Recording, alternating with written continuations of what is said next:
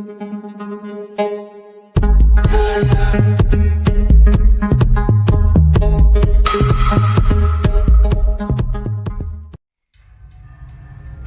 apa kabar? Saya selalu mendoakan semoga kamu dan keluarga semuanya dalam keadaan sehat ya. Ferris Channel kali ini akan menceritakan sebuah film unik yang berjudul A Beautiful Curse. Bagaimana perasaan kamu jika berada di komunitas pulau terpencil dengan sejumlah orang yang semuanya tertidur? Nah, film ini menceritakan tentang fenomena di sebuah pulau yang penduduknya semuanya tertidur sangat lama. Bagaimana cerita selengkapnya? Kita langsung saja ke alur ceritanya ya guys. Film ini diawali dengan memperlihatkan kesunyian di sebuah pulau, di mana di seluruh sudut kota di pulau itu dipenuhi dengan polis lain dan terlihat seperti tanpa kehidupan sama sekali. Kemudian seorang wartawan bernama Samuel dikirimlah ke pulau misterius itu untuk menyelidiki mengapa orang-orang di sana tertidur selama berbulan-bulan. Samuel ditugaskan untuk mengabadikan dengan kameranya setiap kejadian aneh di kota itu. Semua pelayanan di kota itu mati total dan hanya terdengar suara-suara peringatan terkait fenomena aneh yang terjadi di sana, yaitu penduduknya sedang tidur massal. Lalu terlihat orang-orang tidur di mana saja dan tidak dapat dibangunkan sama sekali.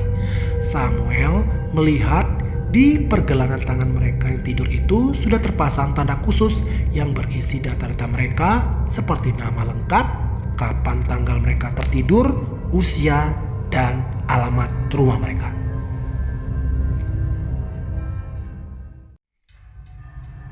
Namun untungnya hewan tidak terkena dampak dari fenomena aneh itu. Samuel lalu melihat ada seekor ikan lalu mengambilnya dari seorang warga yang tertidur di dalam sebuah bus. Lalu Samuel membawanya dan Samuel sedikit terhibur karena ada seekor ikan yang akan menemaninya selama di pulau itu. Untuk beristirahat tentunya Samuel dapat memilih bebas di rumah mana saja yang ia mau. Lalu Samuel memasuki rumah seorang wanita yang kemudian ia ketahui bernama Stella. Kemudian Samuel memasukkan ikan itu ke dalam sebuah toples besar. Stella sendiri sudah tertidur 5 bulan lamanya, sementara Samuel bebas untuk melakukan apa saja di rumah Stella. Keesokan harinya Samuel terbangun dan ia baru 1 malam di sana. Samuel sudah merasakan kehampaan. Samuel berharap orang-orang di sana segera terbangun dari tidurnya. Di saat Samuel berjalan keliling, ia melihat orang-orang yang tidur di mana saja sampai-sampai ada seorang pria yang tidur di atas pohon. Kemudian Samuel juga mendatangi sebuah gereja dan di sana ia melihat jemaat yang tidur di dalam gereja. Lalu Samuel juga mengabadikan di dalam kameranya. Kemudian Samuel berkeliling, memeriksa beberapa tempat, lalu mengambil foto di sana sebanyak mungkin.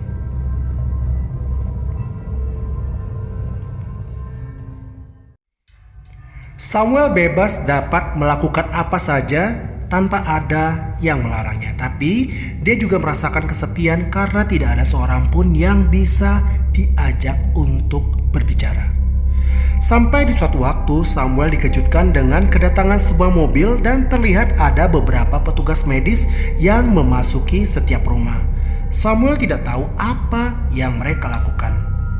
Tapi Samuel jadi sadar kalau fenomena ini ternyata dipantau juga oleh beberapa pihak lain. Tapi Samuel tidak tahu apakah pemantauan itu untuk menyembuhkan atau hanya untuk meneliti saja. Saat Samuel pergi ke pinggir pulau, Samuel melihat kalau air di laut surut sehingga Samuel tidak bisa pulang dengan menggunakan perahunya. Lalu Samuel memasuki sebuah supermarket untuk membeli beberapa keperluan dan makanan. Tapi tak berapa lama, ia juga melihat ada beberapa petugas medis yang akan masuk ke supermarket itu. Supaya tidak ketahui keberadaannya, Samuel pun pura-pura tertidur. Dan tak lama setelah para petugas medis itu pergi, Samuel pun melanjutkan kembali untuk berbelanja. Karena petugas kasir juga tertidur, Samuel menaruh uang secukupnya di dekat kasir tersebut. Keesokan harinya, saat di rumah Stella, lagi-lagi Samuel dikagetkan dengan kedatangan para petugas medis. Lalu Samuel pun segera bersembunyi. Para petugas medis itu memeriksa kondisi dalam rumah dan mereka curiga kalau ada orang yang telah menyelinap masuk rumah itu. Tak lama kemudian, para petugas medis itu memeriksa kondisi Stella. Setelah para petugas medis itu pulang, Samuel keluar dari persembunyiannya. Dan Samuel menyadari kalau Stella habis diperiksa oleh para petugas medis itu, tetapi dia sendiri tidak tahu tujuannya untuk apa.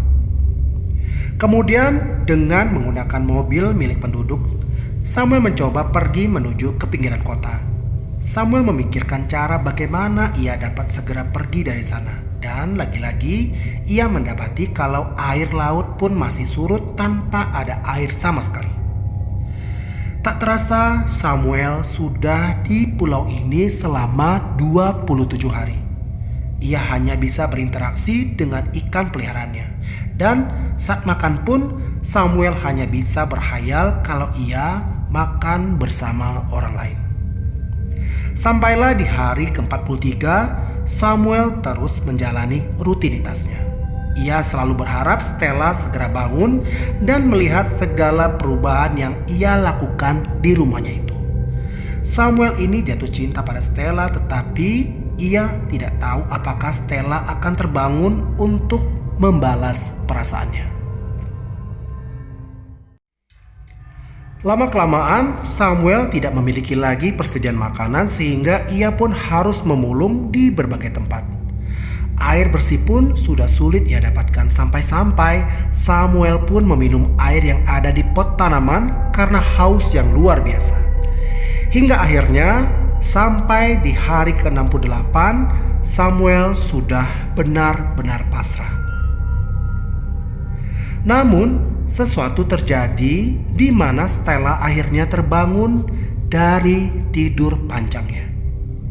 Dan herannya, krisis air yang dialami Samuel ternyata tidak dialami Stella. Stella tidak kesulitan dengan air, dengan mudahnya air dari keran pun mengalir.